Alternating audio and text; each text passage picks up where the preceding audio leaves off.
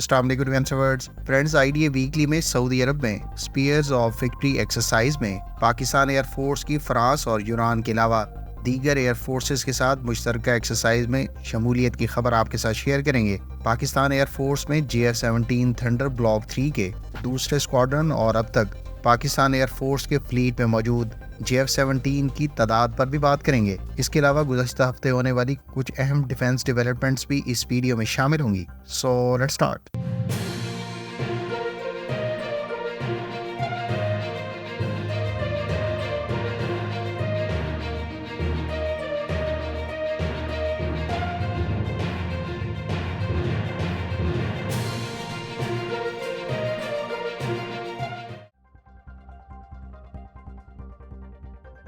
Pakistan air force 31 जनवरी 2024 से शुरू होने वाली multi national exercise spheres of victory में शिरकत करेगी। Spheres of victory multi national exercise का इनेकाद सऊदी अरब में फरवरी 2021 से हो रहा है। पाकिस्तान एयर फोर्स इस मल्टी नेशनल एक्सरसाइज, जिसको कम्प्लेक्सिटी के एतबार से अमेरिका में होने वाली रेड फ्लैग एक्सरसाइज का स्मॉलर वर्जन करार दिया जाता है, इसमें शुरू से ही शिरकत करती आ रही है। सऊदी मीडिया सोर्सेज के मुताबिक स्पीयर्स ऑफ विक्ट्री 2024 31 जनवरी से लेकर 11 फरवरी 2024 तक जारी रहेगी। इस एक्सरसाइज का इनेकाद किंग अब्दुल अजीज एयर बेस पर किया जाएगा। सऊदी सोर्सेज के मुताबिक इसमें रॉयल सऊदी एयर फोर्स के अलावा नेवी और ग्राउंड फोर्सेज भी हिस्सा लेंगी। इस एक्सरसाइज के गुज़श्ता इवेंट में कतर की एयर फोर्स के यूरोफाइटर टाइफून के अलावा बरतानवी एयर फोर्स और अमरीकी एयर फोर्स भी शामिल हुई थी। हालिया इवेंट में पाकिस्तान के अलावा पहले बयान किए गए ममालिक के साथ साथ फ्रांस और यूनान की भी शिरकत मुतवक्किल है।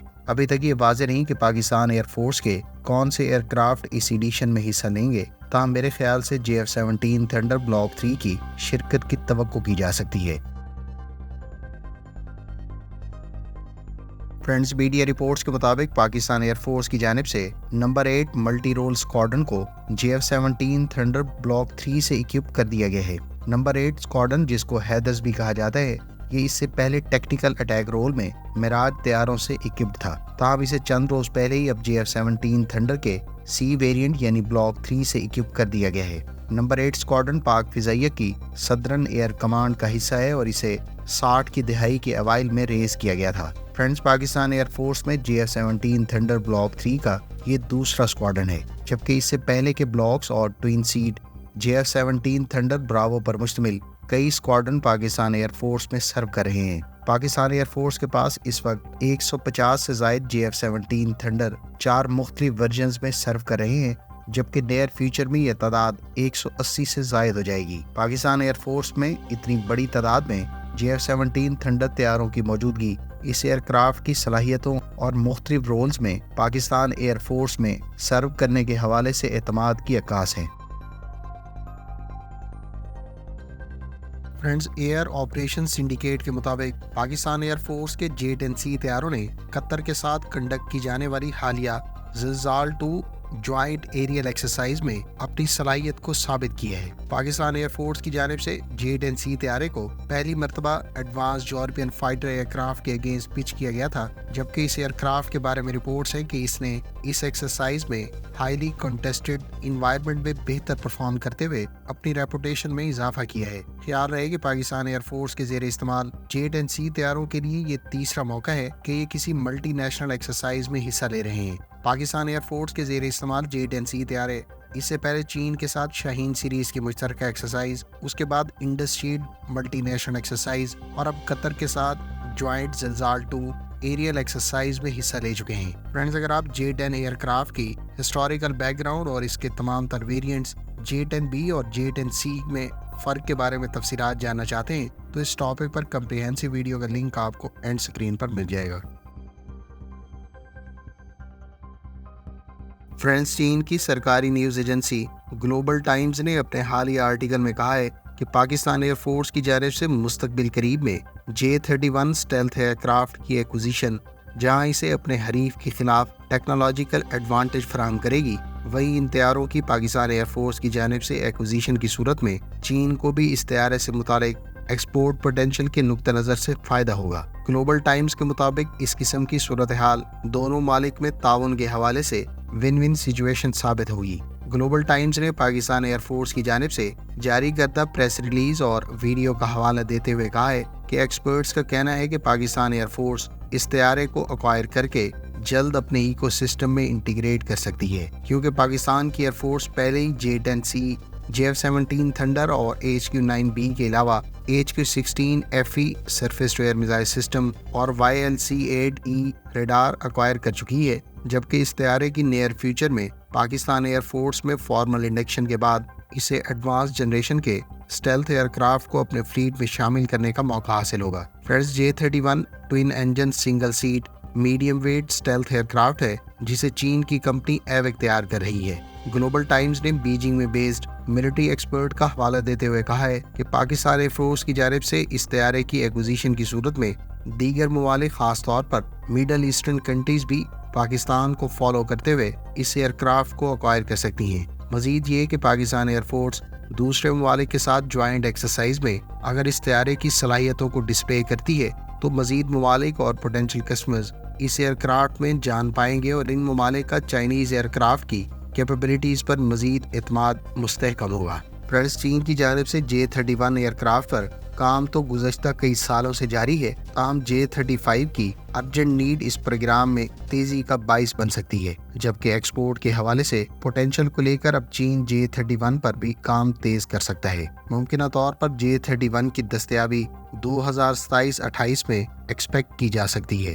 فرینڈز، اگر آپ J-35 اور J-31 میں فرق اور اس طیارے کے ہسٹوریکل بیک گراؤنڈ کے علاوہ اس کی کیپیبلٹیز کے بارے میں جاننا چاہتے ہیں تو اس ٹاپک پر ہماری کمپریہنسو ویڈیو پہلے سے چینل پر موجود ہے۔ فرینڈز، پاکستان کی national radio and telecommunication corporation یعنی NRTC کے بارے میں اطلاعات ہے کہ وہ نئی large size robotic combat vehicle develop کر رہی ہے۔ NRTC کی جانب سے تیار کی جانے والی اس روبوٹک کامبیٹ وہیکل یعنی RCV کو حیدر قرار کا نام دیا گیا ہے اور اسے بنیادی طور پر پاکستان ملٹری کی جانب سے استعمال کے لیے ڈیزائن اور ڈیولپ کیا جا رہا ہے۔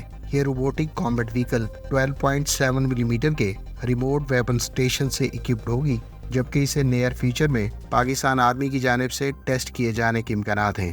خیال رہے کہ NRTC نے اسے پہلے بھی مختلف ٹائپ کی اسمال روبوٹک وہیکلز 2018 کے آئیڈیاز دفاعی نمائش میں انویل کی تھیں، تاہم اس کے بعد ان وہیکلز کے حوالے سے پروگریس کے حوالے سے کوئی رپورٹس جاری نہیں کی گئیں۔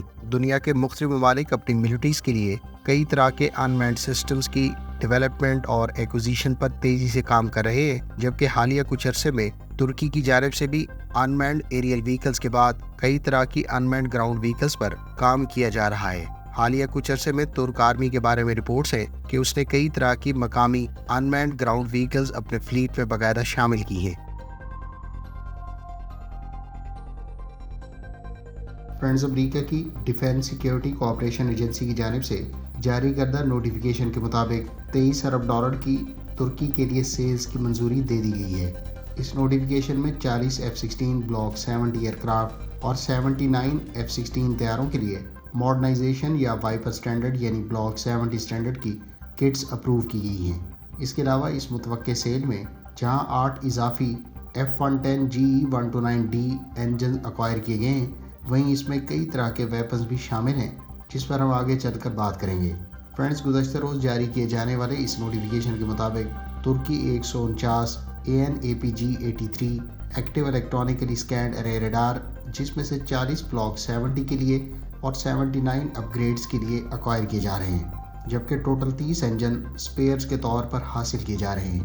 اس ڈیل میں 952 AMRAAM C8 air to air missiles, 864 GBU-39 small diameter bombs, 96 high speed anti radiation missiles اور 96 ہی advanced anti radiation guided missiles کے علاوہ 401 AIM-9X block 2 Sidewinder short range air to air missiles, 850 joint direct attack munitions قابل ذکر ہیں۔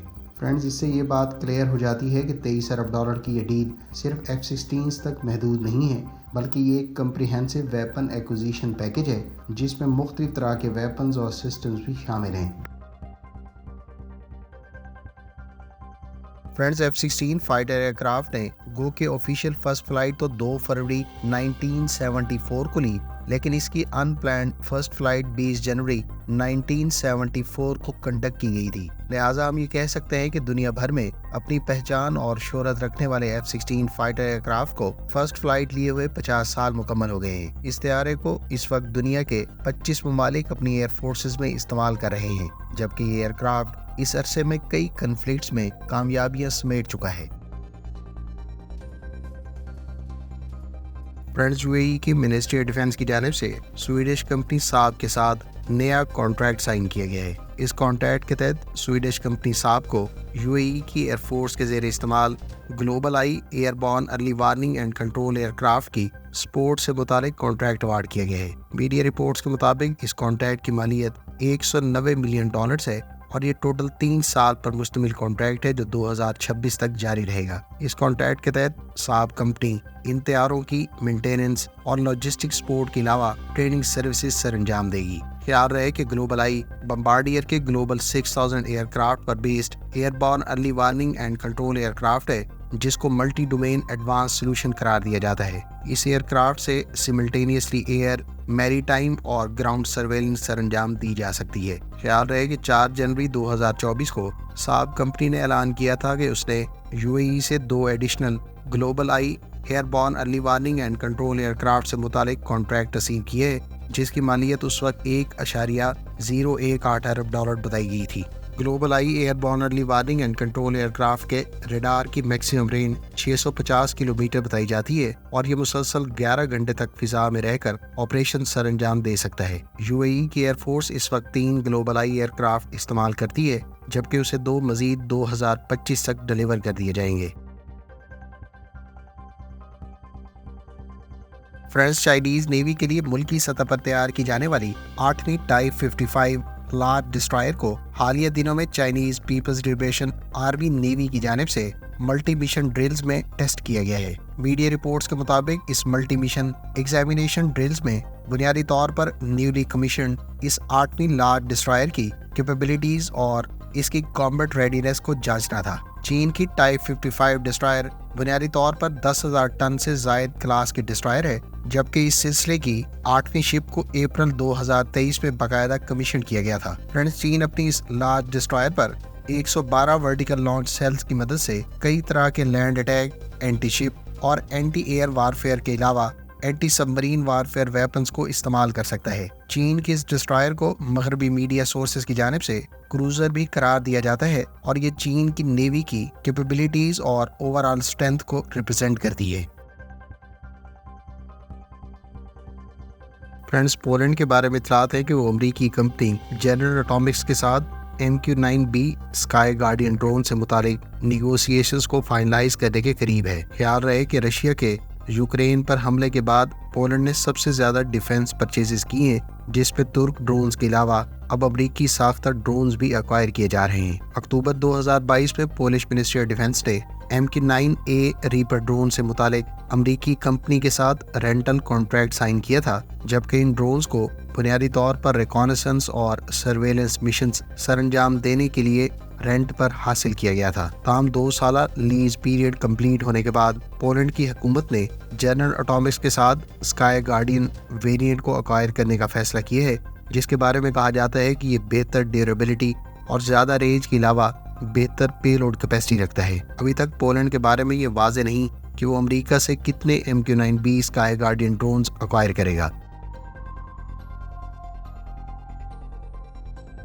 Friends, Pakistan navy کی جانب سے لیڈ کی جانے والی سی اسپارک 2024 ایکسرسائز کی گزشتہ روز کراچی میں افتتاحی تقریب کا انعقاد کیا گیا ہے۔ اس تقریب میں chief of the naval staff admiral Naveed Ashraf مہمان خصوصی تھے۔ سی اسپارک کا بنیادی مقصد جہاں پاک بحریہ کی جنگی حکمت عملی کا تنقیدی جائزہ لینا ہے، وہیں اس ایکسرسائز میں پاک آرمی اور پاکستان ایئر فورس کے اہلکار اور ایسٹس بھی جوائنٹ آپریشنز میں حصہ لیتے ہیں۔